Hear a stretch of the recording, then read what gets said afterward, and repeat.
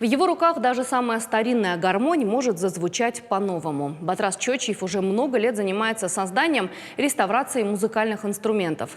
Не имея специального образования, мастер сам отлично владеет гармошкой, а ноты подбирает на слух. Вообще Батрас мечтал стать хореографом, но родители заставили выучиться на строителя, а жизнь все равно привела к творчеству. Лидия Цахилова познакомилась с мастером.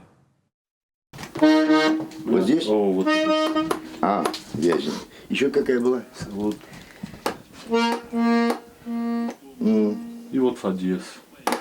Вот. От его слуха не ускользнет ни одна фальшивая нота. Здесь причину мастер определил сразу же. Всему виной – сырость. Ребята из ансамбля народного танца «Юлхот» специально приехали во Владикавказ к Батразу Чочиеву. Знают, их гармонь, которой, к слову, около 30 лет, снова зазвучит по-новому.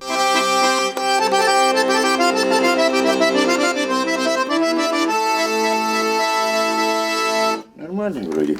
Бывает такой момент, когда музыкальный инструмент выходит из строя. Ну и благо судьбе есть такой хороший человек, которого зовут Батраз. И он всегда нам помогает, чтобы для нашего коллектива, для нашего ансамбля звучала красивая мелодия.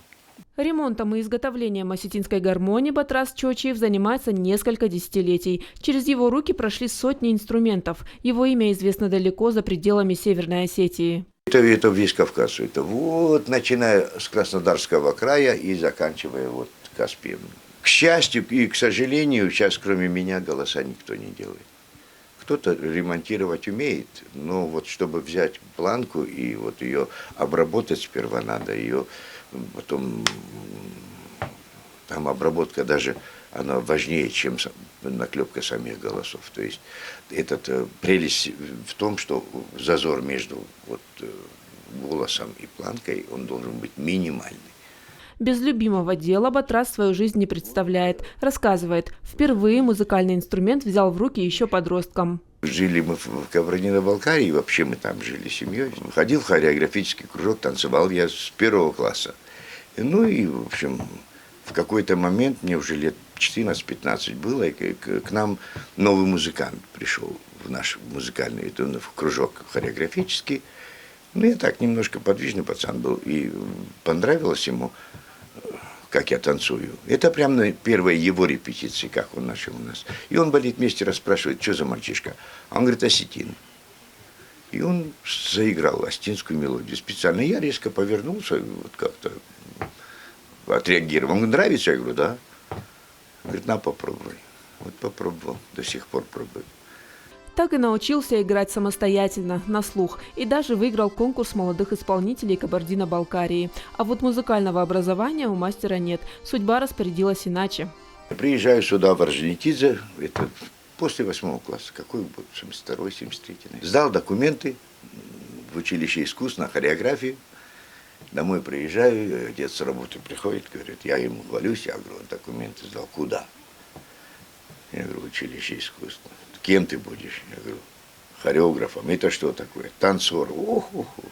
Такие перспективы отца не впечатлили. Заставил выучиться на строителя. Но и во время учебы в техникуме продолжал заниматься любимым делом. Танцевал в ансамбле «Кабардинка».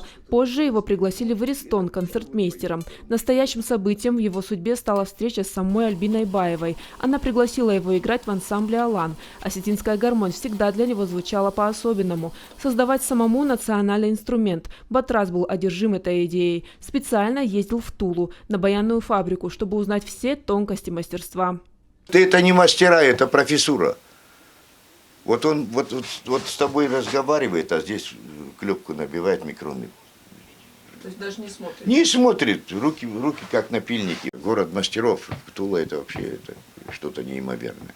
Это, я говорю, вы работаете, я говорю, вам мешать не буду. Это вот такая вот комнатка, вот как вот это была. Творческие планы мастера сводятся к одному – работать, чтобы у гармонии звучали те самые голоса, которые создают национальные мелодии, такие близкие сердцу.